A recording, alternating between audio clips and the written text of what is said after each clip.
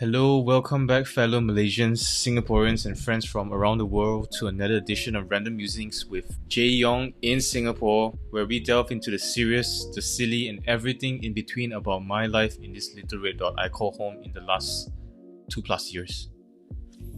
In this week's episode, I'm going to talk about, what hustle life is in Singapore, or how has hustling for me made me who I am today as of 2024, since I moved in 2022. And the thing about hustling here is I think it's a bit different from somewhere else. You might think, if let's say you're a citizen from another country and you're staying in your home country, you may have some kind of safety net already.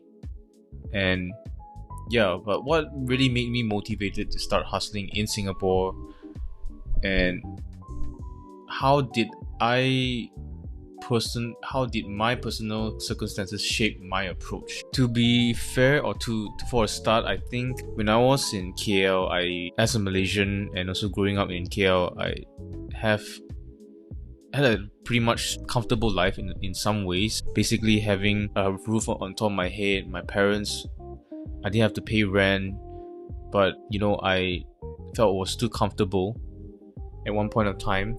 Because I think there was one trigger where I wanted to build something and start risking out, because there's life more than that. And I've always had this idea that I want to live abroad, I want to explore the world and see different cultures and learn new things, constantly exploring, just really curious about the world. So just 2 years plus ago, when I got the offer to move to Singapore, I think I've shared this quite a few times already, I didn't hesitate, and that's why I moved to Singapore. And I think the challenge here to really hustle is quite different in terms of in Malaysia, I would say. The concept of hustling is not really pronounced in Malaysia as to in Singapore. I mean, if we are really an entrepreneur in Malaysia, I know most of people that I met through in life, growing up in Malaysia, in KL, running a business is almost synonymous to being culturally Chinese. And I've known a lot of people their parents who run small businesses or even mid-sized businesses to make a good living in KL, because cost of living is not cheap, by the way. And I don't want to talk about cost of living in this channel or even this episode, because it's going to have a different effect on what the outcome is. And then, so yeah, I think we Malaysians, when we grow up, because we are treated differently as compared to the majority race in Malaysia, fewer opportunities are given because of our race and ethnicity. Hence, we kind of hustle in a way that, let's say, if we really want to chase for certain things in life, we really got to build maybe a business. But for hustling in Singapore, it's slightly different, because we can hustle at a good job and at a good company, being an employee, and also do a side business out of it. Like making a side income from our hobbies. That's another form of hustling too. But some people also in Singapore actually do hustle at their job and being very good at their job here, and I think it works the same somehow for Malaysians too in KL in some ways or another. But I feel here it's slightly different here. The word hustling here is not really that often used also in what my local context is. And also, like, hustling here could be running your own small business also, but it's not really like trying to sell goods or anything, but it's rather selling like kind of like services, very high quality services here. And you have a very niche market that nobody can tap into, because you create a very specific niche for that. And even running an online business here, so hustling, that could mean hustling to some people, also running a YouTube channel or whatever. Like for me right now, when I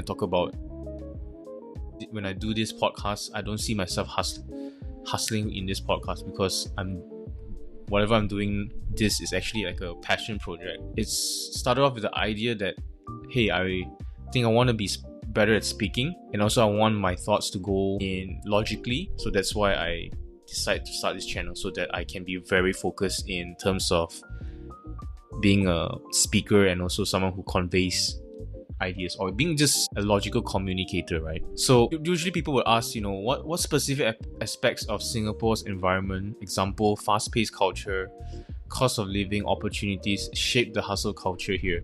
I think that's an assumption here, right? When we talk about the Singapore's society that is usually more fast-paced than most Asian countries. If you want to compare very realistically, I think Hong Kong is a very good comparison. I do hear some people say that Hong Kong is a bit more fast-paced than Singapore.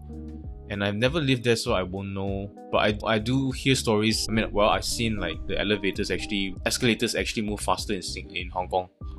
But I have no idea how fast-paced it is, like living in Hong Kong. I imagine it would be fast-paced because like China is next to Hong Kong.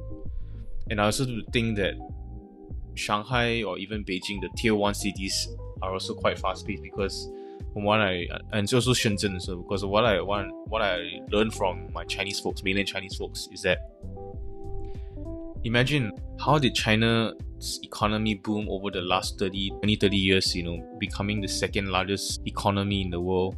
I remember hearing a story where my business partner in China, he told me that in Shenzhen, if you cannot build a floor of a skyscraper in one day, you are a laggard, something like that. And what it means basically, it's like every day, if there's a building being built, one floor is being completed.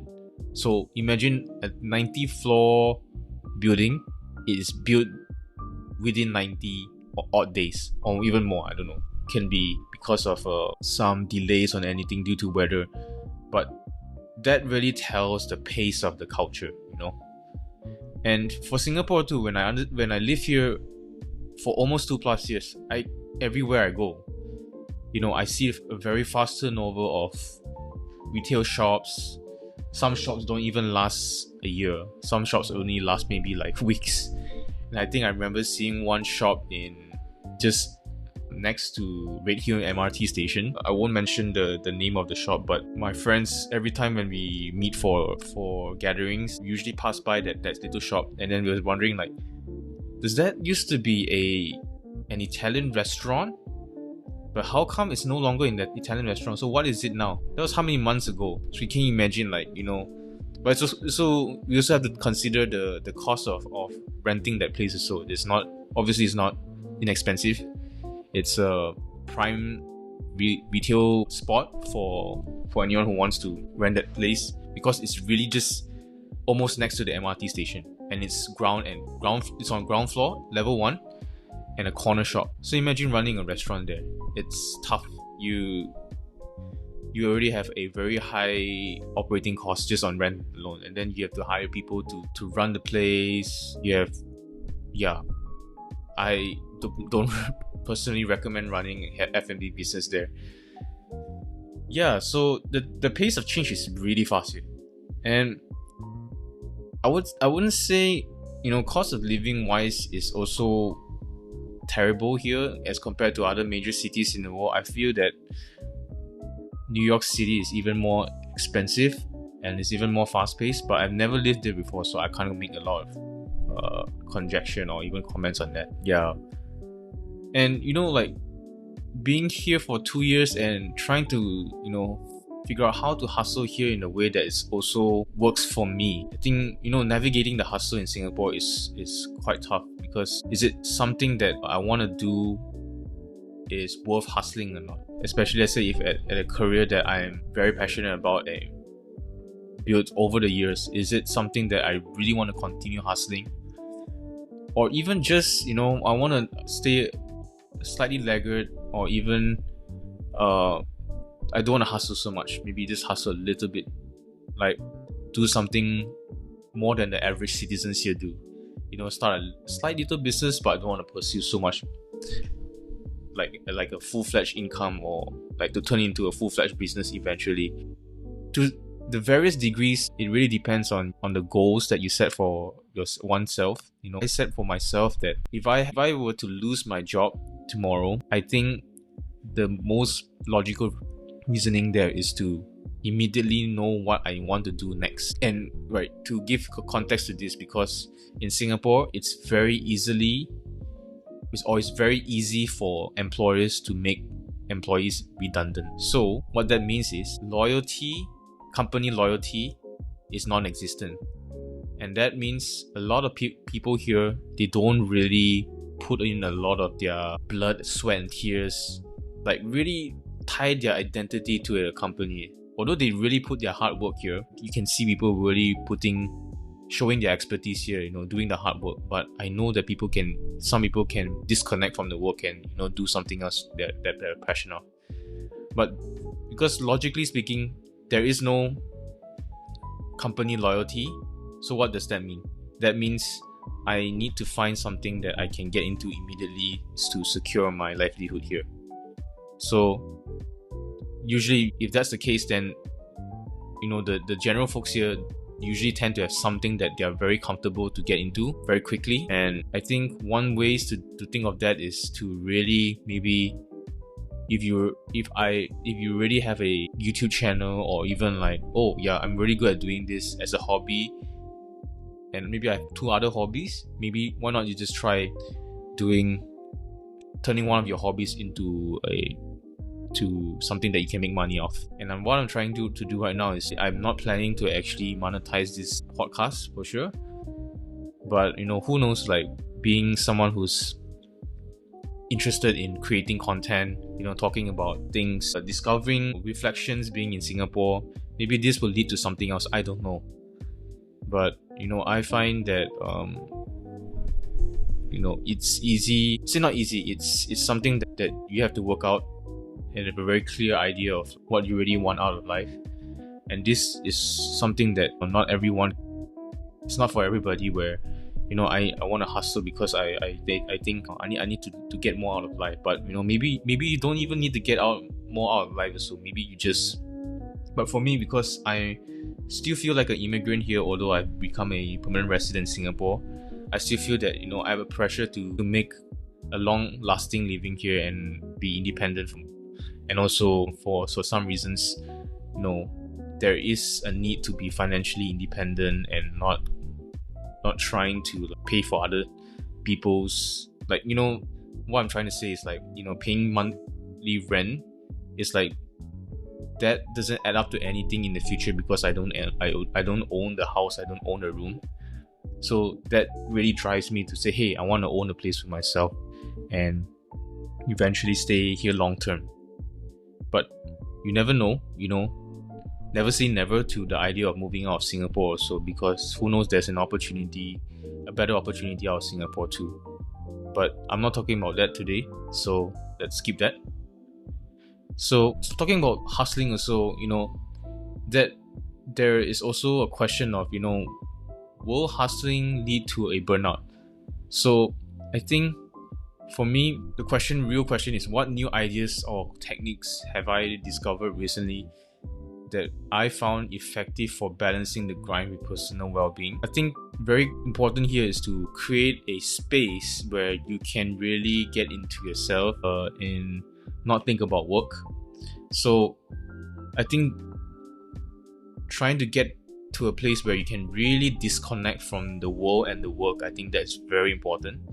So what it means is like, maybe you have a space, you can find a space because in city life is just really, fast paced and is always connected, right? Even if you're in KL, even if you're in Frankfurt, being connected is so important in a city, right?